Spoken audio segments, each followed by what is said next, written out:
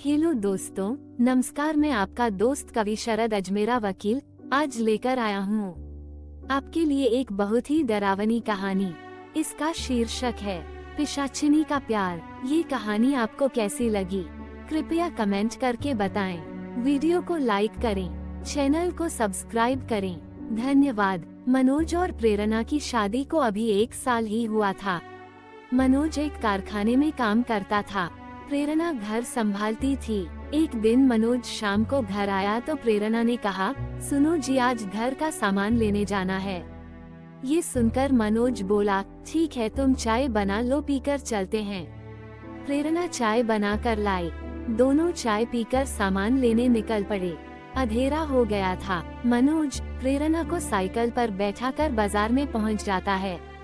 सारा सामान खरीदकर दोनों वापस चल देते हैं। अभी कुछ ही दूर गए थे कि साइकिल का टायर पंचर हो जाता है।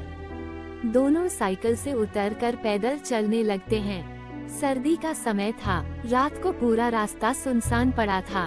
प्रेरणा ने कहा, मनोज, मुझे डर लग रहा है। यहाँ कोई भी नहीं है और हमारी साइकिल भी पंचर हो गई है। प्रेरणा की बात सुनकर मनोज हंसने लगा। अरे तो क्या हुआ, तुम तो बेकार में ही डर रही हो। मैं हूँ तुम्हारे साथ, डरो मत। आगे एक पंचर बनाने वाले की दुकान है, आगे वहाँ पंचर लगवाकर जल्दी घर पहुँच जाएंगे। दोनों तेज तेज कदमों से आगे बढ़ रहे थे। अचानक प्रेरणा के बालों पास से एक तेज हवा का झोंका गुजर जाता है, जिससे प्रेरणा रुककर इधर उधर देखने लगती है। मनोज उसे देखकर कहता है, क्या हुआ, रुक कैसे गईं? जल्दी चलो। प्रेरणा मनोज का हाथ कसकर पकड़ लेती है। मनोज, यहाँ कोई है। अभी अभी मुझे ऐसे लगा जैसे मेरे पीछे से कोई मुझे छूकर निकला है। मनोज इधर उधर देखता है लेकिन उसे कोई नजर नहीं आता। वह कहता है, प्रेरणा, कोई नहीं है, चलो। दोनों तेजी से कदम बढ़ा रहे थे। तभी उन्हें कुछ आवाजें सुनाई देने लगती हैं। ये आवाजें साइड में खड़े पेड़ों के पीछे से आ रही थीं। इस बार मनोज भी थोड़ा डर जाता है। तभी अचानक लाइट चली जाती है। स्ट्रीट लाइट बंद होते ही चारों ओर घना अंधेरा पसर जाता है। प्रेरणा की तो चीख निकल जाती है। वह हाथ से टटोलकर मनोज का हाथ पकड़ने की कोशिश करती है, लेकिन उसे मनोज कहीं दिखाई नहीं देता। प्रेरणा वहीं रुककर अंधेरे में मनोज को देखने की कोशिश करती है। प्रेरणा बुरी तरह डर जाती है। वह 2 कदम आगे बढ़ाती है, लेकिन ये क्या, वह किसी चीज से टकराकर गिर जाती है। गिरते ही प्रेरणा की कोहनी से खून निकलने लगता है। इसकी परवाह करे बगैर वह मनोज चिल्ला रही थी। वह उस चीज को जिससे वह टकरा कर गिरी थी टटोलती है। अरे ये क्या, ये तो मनोज की साइकिल गिरी पड़ी थी। प्रेरणा बहुत घबरा जाती है। वो उठकर खड़ी हो जाती है। मनोज, कहाँ हो तुम? मेरे पास आओ, मुझे बहुत डर लग रहा है। लेकिन मनोज की ओर से कोई जवाब नहीं आता।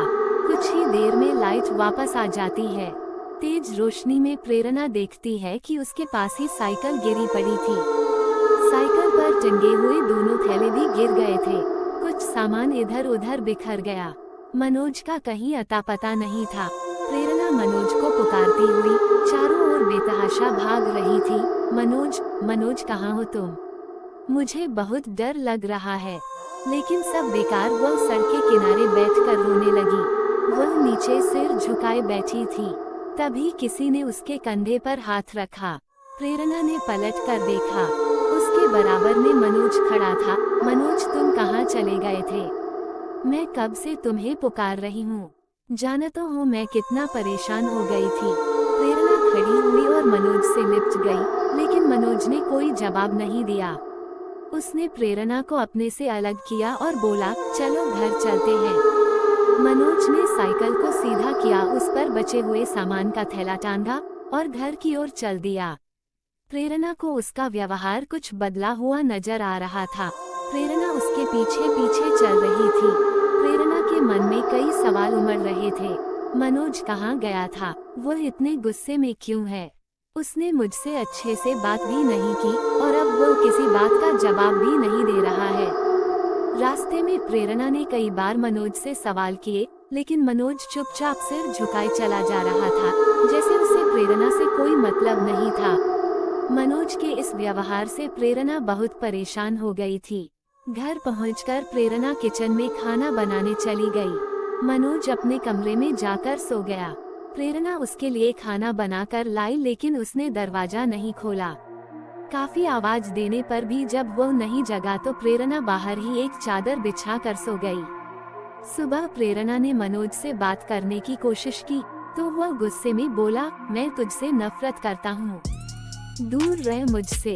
मनोज की आंखें लाल अंगारे की तरह दहक रही थीं। प्रेरणा बहुत डर गई। उसने कुछ नहीं कहा। मनोज अपने काम पर चला गया। धीरे धीरे मनोज का व्यवहार बदलता जा रहा था। वह घर आता, खाना खाकर चुपचाप कमरा बंद करके सो जाता। एक दिन प्रेरणा ने कमरे में बने छोटे से रोशनदान से अंदर देखा तो मनोज दीवार की ओर मुंह करके खड़ा किसी से बात कर रहा था और हंस रहा था। प्रेरणा को कुछ समझ नहीं आया तो वह जोर जोर से दरवाजा पीटने लगी। काफी देर बाद मनोज ने दरवाजा खोला और गुस्से में बोला, क्या है, सो जा जाकर। प्रेरणा को भी गुस्सा आ गया, तुम किससे हंस हंस कर बातें कर रहे थे। तभी मनोज की आंखें लाल हो गई।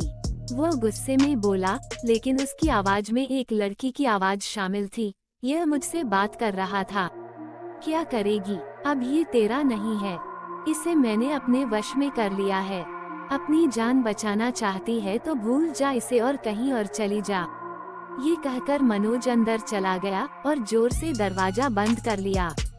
प्रेरणा बहुत डर गई। हे भगवान, इस पर तो किसी प्रेत का साया है। प्रेरणा पूरी रात रोती रही। सुबह मनोज प्रेरणा से बात किए बगैर काम पर चला गया। कुछ ही देर में दरवाजे पर दस्तक हुई। प्रेरणा ने दरवाजा खोला तो सामने मनोज का दोस्त पवन खड़ा था। भाभी जी, मनोज है क्या? वो कई दिन से काम पर नहीं आया। मालिक ने मुझे पता करने भेजा है। अगर कल तक वो काम पर नहीं आया तो उसे नौकरी से निकाल देंगे। प्रेरणा को गहरा धक्का लगा। उसने कहा, भैया वो कहीं गए हुए हैं, मैं शाम को उनसे बात करूंगी, कल उन्हें काम पर जरूर भेज दूंगी। पवन के जाने के बाद प्रेरणा घर से निकली। वह एक तांत्रिक को जानती थी। वो उसके पास पहुंच गई। उसने तांत्रिक को सारी बात बताई। तांत्रिक बोला, बेटी उसे किसी तरह मेरे पास ला। वैसे तो ये काम मुश्किल है, लेकिन फिर भी तू कोशिश कर। अगर वह न आया तो उसका कोई कपड़ा ले आना, मैं उससे ही उस प्रेतात्मा को बुलाऊंगा। शाम को प्रेरणा ने मनोज के आते ही उसे रोका और बात करने बैठ गई। मनोज, मुझे मालूम है तुम मुझसे नफरत करते हो, लेकिन तुम काम पर भी नहीं जा रहे हो। अगर तुम कल तक काम पर नहीं गए तो तुम्हारी नौकरी चली जाएगी। मनोज गुस्से में बोला, मैं वो 2 टके की नौकरी नहीं करूंगा। वैसे भी मैं अब कोई काम नहीं करूंगा। प्रेरणा ने प्यार से मनोज को कहा, अच्छा मत करना, बस मेरी एक बात मान लो, कल मेरे साथ चलना, मैं तुम्हें किसी से मिलवाना चाहती हूँ। मनोज ने कहा, मैं तेरे साथ कहीं नहीं जाने वाला, तेरा मेरा रास्ता अलग अलग है। ये कहकर वह अपने कमरे में चला गया और दरवाजा बंद करके बैठ गया। अगले दिन प्रेरणा मनोज की कमीज लेकर तांत्रिक के पास गई। तांत्रिक ने तंत्र मंत्र करना शुरू किया। कुछ ही देर में मनोज वहां गुस्से में आया और लड़की की आवाज में बोला, तूने मुझे यहाँ बुलाया है, तू और इस तांत्रिक दोनों को मैं मार दूंगी। ये देखकर प्रेरणा रोने लगी। उसे बहुत डर लग रहा था। तांत्रिक ने कुछ और मंत्र पढ़कर एक बोतल से पानी लेकर मनोज पर फेंका। पानी पड़ते ही मनोज अपनी आवाज में चिल्लाने लगा, प्रेरणा, मैं मर जाऊंगा, मुझे बचा लो, ये तांत्रिक मुझे मार देगा। प्रेरणा बोली, बाबा इन्हें छोड़ दो, इन्हें बहुत तकलीफ हो रही है। तांत्रिक ने हंसते हुए कहा, चिंता मत कर, ये सब उसकी चाल है, चुपचाप बैठ, देख मैं क्या करता हूँ। तांत्रिक आंख बंद करके मंत्र पढ़ता और फिर पानी मनोज पर फेंक देता। कुछ देर में मनोज लड़की आवाज में बोला, ठीक है, अभी तो मैं जा रही हूँ, लेकिन मैं इसे छोड़ूंगी नहीं। मनोज बेहोश होकर एक और लुढ़क गया। तांत्रिक बोला, जा ले जा इसे अपने घर, मैंने इसे उस पिशाचिनी की कैद से आजाद कर लिया, लेकिन ध्यान रखना वो फिर आएगी। पिशाचिनी इससे प्यार कर बैठी है, वो इतनी आसानी से इसका पीछा नहीं छोड़ेगी। जब भी तुझे इसका व्यवहार बदला नजर आए तुरंत मेरे पास आ जाना। प्रेरणा ने मनोज के मुंह पर पानी के छींटे मारे। मनोज उठ गया, जैसे वह किसी नींद में से जागा हो। मनोज बोला, अरे मुझे क्या हुआ था? मैं यहाँ कैसे आया? तुम रो क्यों रही हूँ? प्रेरणा ने कुछ नहीं कहा, वह मनोज को घर ले आई। अगले दिन मनोज काम पर भी पहुँच गया। सब कुछ पहले जैसा चल रहा था, लेकिन प्रेरणा अब हमेशा डरी रहती थी कि क्या वो पिशाचिनी फिर आएगी। क्या हुआ मनोज के साथ? क्या तांत्रिक की बात सच हो पाई कि पिशाचिनी इससे प्यार कर बैठी है? जानेंगे अगले भाग में। तो दोस्तों, ये कहानी कैसी लगी आपको? कृपया कमेंट करके बताएं। वीडियो को लाइक करें, चैनल को सब्सक्राइब करें। धन्यवाद।